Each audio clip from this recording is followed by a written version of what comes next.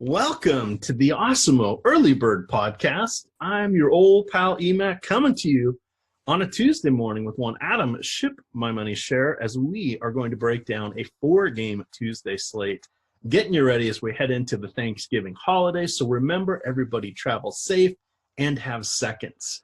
Adam, how are you doing? Any holiday plans, I should ask? No, nothing crazy. Just hanging out with my family, sister, and I guess probably her boyfriend at the house. So nothing crazy going on for me. What about you? It's just me and my wife, but we are heading out to Washington State in December for a week. So that we kind of traded the later trip to not travel on the holidays. So that we've learned the hard way. Traveling cross country is just impossible on the holidays because we used to do that every year for Christmas, and it's just not worth it. So we're having Christmas in December. My parents still won't buy Christmas in July. I've talked to them. I'm like, look, I can come out anytime in July. But no, that's not the holidays, damn it. Right. So we've got the in-between. But let's look at our slate here. We're going to have some different content schedules here for Awesemo.com. We do have there is no basketball on Thursday. There are gigantic slates as a result on Wednesday and Friday. I want to say they're like 11 and 12 gamers, or it might have been. I think they're 14 and 15 based on Lofty already bitching about having to write the deep dive on both days. Oh my. And you know what? Isn't Christmas on a Tuesday? Yeah, he pointed that out. There is 5 Christmas games, so you'll have to write those up. And those are important games because there's millions of dollars on the line. Yeah, he actually looked that up on our show today because he was he was really happy that I was going to have to work on Christmas. There we go. All right. Well, we've got a 4-gamer here, but we will have football content that will be coming out. We will do special football content for the Thursday Thanksgiving slate. You should see by the time you are hearing this, as long as it's Tuesday morning. Again, we're recording this on Monday night, but by Tuesday morning, you should see at least the first of the articles start to trickle out for our Thanksgiving coverage, and there will be a show and probably a podcast also covering the Thursday football games, just because we know a lot of you are going to be traveling, and of course you're going to want to take us along with you in the car or to the airport. Adam, looking at a few different injuries here, and we'll go game by game. We can hit any of these that I've missed, but this is just a cursory level. We have CJ Miles is probable with a groin injury for Toronto. OG Anunoby is probable with a wrist injury. Now, this is encouraging words coming from Nick Nurse, their coach, saying, that's funny, Nurse, we're talking about injuries. Way to go.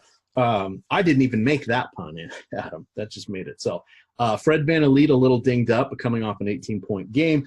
Kyle Lowry did leave the third quarter on Saturday with an ankle, twisted ankle, but they were up by 25 or 30 points at the time, so we don't know for sure his availability. I'm guessing all of those guys are going to play. For Orlando, Aaron Gordon is probable with an ankle. We have Danilo Gallinari for the Clippers sitting out with an illness on Monday night. They are the only team playing back-to-back, so we don't know his status for Tuesday. Avery Bradley drew the start. He had not played in seemingly forever, but he drew the start on Monday night. We don't know if he's going to play in a back-to-back. And then Luke Richard Ba-Amute is dealing with an ankle injury. He has missed the last few games. He is questionable. Moving along to the Wizards, they're all dysfunctional. They're horrible people, and I hate them all, Adam. Sounds about right. We'll talk about that in more detail. We've got Dwight Howard, who is out because his ass is sore again, which is great. We have Dwyane Wade, who's still out on personal leave. Remember, they had the birth of their child, so he's still out for that. I think he's just kicking it on the Udonis Haslem. We're going to pay you, but you don't really have to do anything for us. We have Rondé Hollis-Jefferson dealing with an ankle injury. He only played 12 minutes in the last game. And then lastly, we have Mo Harkless and Seth Curry, who are both out with their respective knee injuries. Neither one of them is due back in the foreseeable future. So let's get started here. Toronto at Orlando. Adam, take it from the top here. What do you like in this game? I mean, assuming Lowry is in, I think that, you know, he's obviously a reasonable play on the short slate, but he is someone that I like better when Kawhi sits. Only 7,700 on DraftKings for Lowry, though, is a pretty nice price tag. 9,500 for Kawhi, I think, is is reasonable, especially on the smaller slate. He's not really someone that I get to all that often, but I think, it's an okay spot. Whichever player starts at center for Toronto will be a perfectly fine play as well. Hopefully we get Valanciunas against Vucevic for, about 24 minutes, but we'll have to wait and see the starting lineup there. Lowry's 7,700, assuming he plays, I think is probably the most interesting to me. All right. For those of you that have not played the game that is sweeping the nation, it is the Fred Van Elite Fan Club. Follow me on Twitter at EMACDFS, and you will get to take me on in a 20-man. I will post for DraftKings. It is $1, and I have to play Fred Van Vliet. I like to call him Fred Van Elite. He has been pretty much anything but elite thus far this season. I have cashed once through the first 17 contests, Adam. You didn't cash yesterday, like the one day that Sunday or Saturday, whatever day it was? No, I did not, because quite a few other people joined me with him, and the rest shat the bed. So there we are. So essentially, I'm paying the rake for you guys. So jump on in the contest. We're going to keep running these out there until I win one of these with him in my lineup. But depending on who is injured or not, his minutes may go back down somewhat. We know that Danny Green is getting better and seems to be fully recovered from the back spasms he had been dealing with. And then we know that some of the guards may be back, or wingmen, I guess, with OG Anunoby and CJ Miles. So that will probably cut into Van Vliet just a little bit. Looking at Orlando, I was just calling up here. Sorry, I can't talk and type at the same time. But if we look at Vucevic, his last 6 games against Jonas Valanciunas, not that great, Adam. I thought they would be better. He is averaging, just eyeballing it, looks like probably about a 17 and we'll call it 9. So not as stellar as I was expecting. So we'll have to see. It's a 4-game slate. That doesn't mean we're ruling him out, but it's not the easy spot. Do you like any of the secondary players, Siakam or Evan Fournier, perhaps Danny Green? I like Jonathan Isaac from Orlando. He played 24 minutes off the bench on Sunday against the Knicks. Hopefully that goes overlooked a little bit since it was Sunday and everyone was paying attention to football most likely instead of NBA. But Isaac was on a minutes limit his first game back, played about 16 minutes, and they've slowly been ramping him up. But he closed that game against the Knicks alongside Augustin Vucevic, Fournier, and Gordon. And that's the starting lineup that we were seeing before his injury. So whether or not he gets back into the starting lineup in place of Wes Iwundu, it was good to see 24 minutes out of him. And he's only 3,500 on DraftKings. So, obviously there's a chance he goes out there and just doesn't produce. But if you're going to get 26 to 28 minutes of Jonathan Isaac at $3,500, I'll take my chances. Yeah, absolutely. And this game is kind of middle of the road for the stats. It is a 222 over-under with Toronto favored by half a dozen. Moving on to our next game here, we have the Los Angeles Clippers. Again, they're the only team that's playing on a back-to-back here. They are coming up from Atlanta and will be going to Washington, D.C. Washington, amazingly, is favored by 1 at this point. Perhaps we will see some sort of statement game. I doubt it, because these guys literally have no heart left. Their coach is an idiot, and I don't even know what to say about their GM. And Adam, I pledged my devotion, 3 years ago to this team? Yeah, I want a refund. I kept the receipt. But it's a 230 over under here. Let's start with the Wizards. What do you think is going to happen here? We've seen both Wojbaum and Shams have come out basically saying their sources say everybody is up for a trade, or everybody's available. We have word that John Wall dropped a few F-bombs directed at his coach in practice. He did apologize later and then apologize the next day to the team, but that can't be good for your team leader to be doing that. Dwight Howard, he's basically checked out, and I suspect he'll probably be using his injury to just not have to play or deal with it. What do you got here? And the thing is, you'd think these guys would try a little bit, since over half of them are free agents this year. Yeah, I'm not looking too far into this as far as the fact that they're not getting along or whatever. It's just too noisy for me to really try and put in the context for DFS purposes.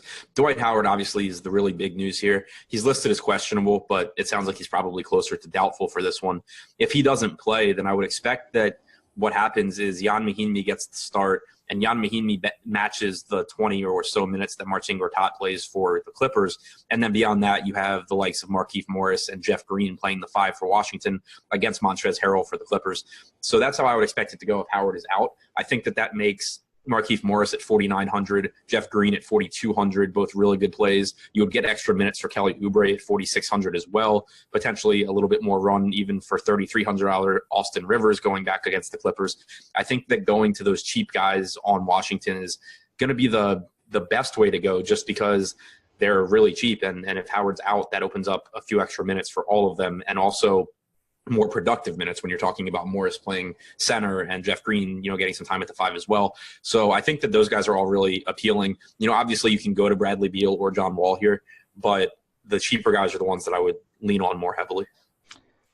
All right, $3,700 Marcin Gortat. Do you think he's going to have a, hey, remember me, guys? I'm headed to the playoffs performance? Yeah, I just don't know how much he can do in 20 minutes of action, but yeah. If only it was Polish Heritage Night. Right, yeah. Mike have a good game.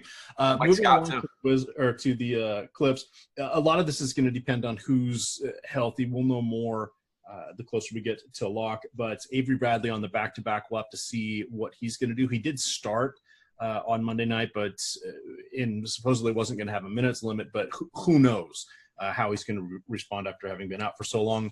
Danilo Gallinari, we'll have to see if he's out. Then, of course, Harrell and Tobias Harris continue to be excellent options. And Luke Richard and Mbah-a-Moute, I'm guessing he's unlikely to play. But if he does come in, that just is one more person that kind of mucks things up. Anything you can say at a high level thus far from some of the key contributors, perhaps Harris, Lou Williams, et cetera? Yeah, so Gallinari obviously will make a difference. If he's out, you get more rebounding opportunities and actually some more assist opportunities for Tobias Harris in what I think is a really good spot against Washington. Montrezl Harrell, I didn't love on the full slate on Monday.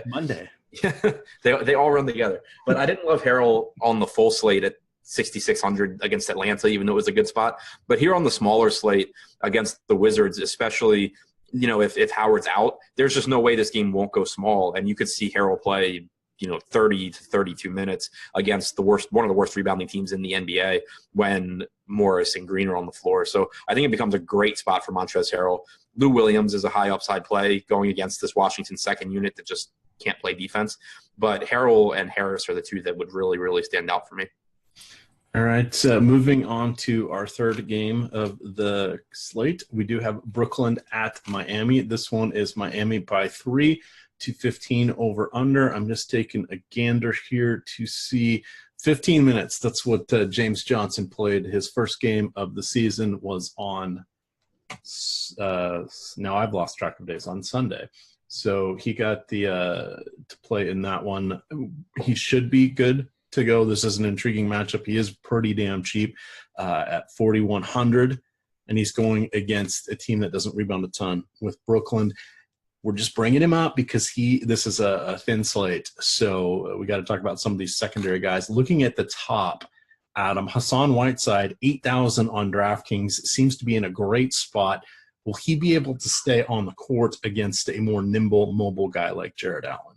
Yeah, should be able to. There's nothing for me not to like about this matchup for Whiteside. There's plenty of block opportunities. He's obviously a really good rebounder.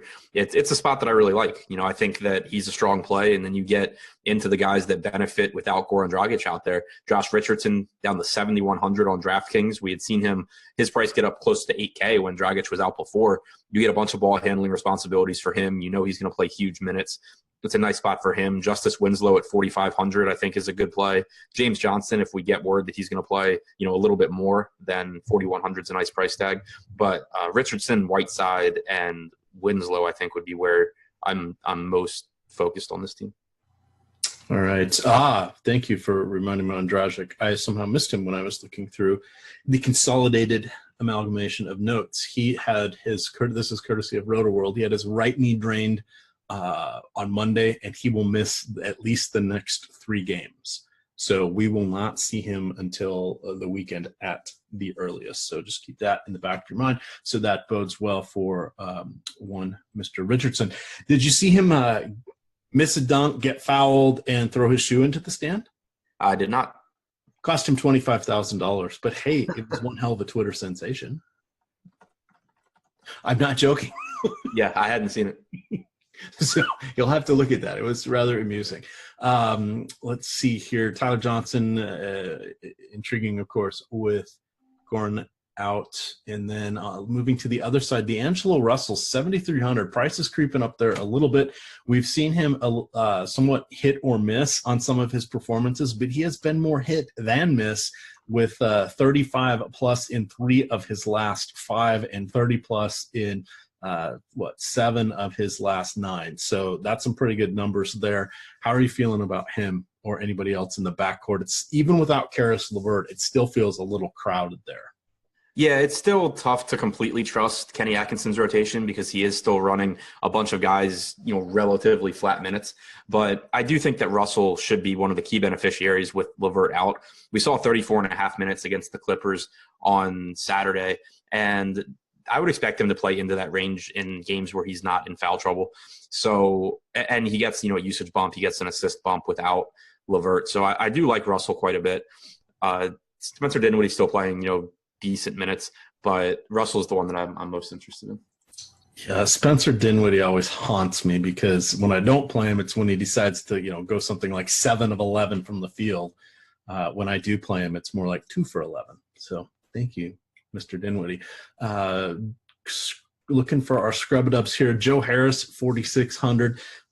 Gains a tick or two there as well with LeVert out from the trickle-down theory. Alan Crabbe, 3,800. Again, 4-game slate. We got to look at some of these guys. DeMarre Carroll. It's almost like pin the tail on the GP, Adam, because the minutes are just all going to be in question here. These guys could get anywhere from 18 to 24, and that's a big jump when they're at these price tags. Yeah, I think one thing to point out with Alan Crabbe is that he's shooting way, way, way worse than previous seasons. So you would expect him to, improve as time goes forward. And anyone looking at box scores, obviously will shy away because he's been so bad this season. He's still not a super high upside play, but I do think that at 3,800, if he's going to play around 30 minutes, he's a little bit too cheap. I think you're muted. It's because the dog's going crazy. Want to talk for a second? Yeah, sure. So beyond Crabbe and Russell, I think Jared Allen always is kind of a reasonable punt option, or not punt, but value option, just because he can do so much when he's on the floor. But it is a difficult matchup with Whiteside. There's just not a whole lot else on this Nets team that I'm really interested in, though. All right, then let's hit our nightcap game. We've got Portland at New York. They are taking on the Knicks. Damian Lillard has been putting on a show. He is one of the more expensive players on both sides for Tuesday's game, but he dropped 40 real points against the Wizards on Sunday. That was just kind of a manhandling. That game really wasn't even close there down the stretch, but they kept Lillard in for forever. I mean, they ended up closing towards the end there, but Lillard has played 38, 37, 37, 35, 35, 36 minutes per game in his last 6, and that is pretty cool to see. And we know that Madison Square Garden, the Knicks quote air quote defense, this is an intriguing spot even at this price point. As always, we got to ask the question: do you lean towards Lillard or do you take the discount to CJ McCollum? I mean, I lean toward Lillard if you can fit him. Like, he obviously is the number one option on this team, and he has. But you get not similar upside, but similar point per dollar upside from McCollum. And it is worth noting that in that game against Washington, in the first half, we did not see staggered minutes between Lillard and McCollum, and Fernie Simons got the backup point minutes. Evan Turner was out there as well, handling the ball a bunch. In the second half, they did stagger their minutes. You got a few extra minutes for Dame Lillard in the third quarter, and then you got CJ McCollum subbing in to start the fourth quarter and playing point guard there. So we still don't really know what to expect to start out this game. If they go a full game where McCollum is being staggered with Lillard, that does increase the fantasy appeal for both of them. If it goes like the first half did and they play alongside each other, then it's more status quo how this entire year has been going. Yes, and moving to the center position, one of your favorites, and I always like to tail your thoughts on this one, but Yusuf Nurkic, 40 DraftKings points in 3 of the last 4. That includes a 50-burger against the Los Angeles Lakers in La La Land. How are you feeling about him going against Robinson and Enes Kanter? Yeah, I love Nurkic.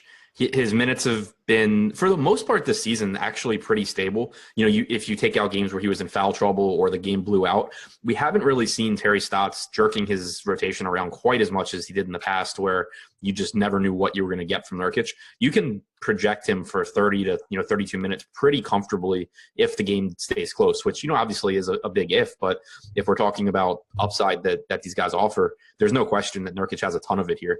He's a very good rebounder. He can pick up some assists. He can score. And like you said, he's going against a front court consisting of Mitchell Robinson and Enes Kanter. So I don't see any reason not to like Yusuf Nurkic here.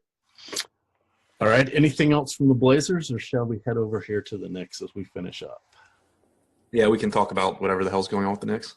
Well, let's talk about a little narrative because, it always makes it more fun. Noah Vonleh is going to be playing his first game against his former squad, the Portland Trailblazers, because when he moved to Chicago last year, they never ended up facing Portland while he was with them for the second half of the season.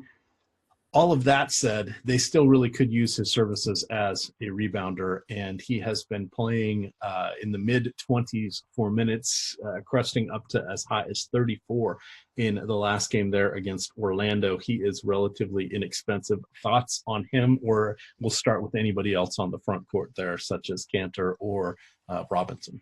Basically, everyone on this Knicks team is going to be a huge dice roll. You look at the game against the Magic on Sunday, you got 34.5 minutes from Noah Vonleh and 37.7 minutes from Enes Kanter. Neither of them started the game. They both started the second half. Mitchell Robinson picked up 4 first-half fouls, immediately picked up his 5th upon coming into the game in the third quarter. So that's where all the Enes Kanter minutes came from. Not to say that can't happen again, but just don't take that game to mean, Enes Kanter is back into this huge, locked into this huge role with the Knicks.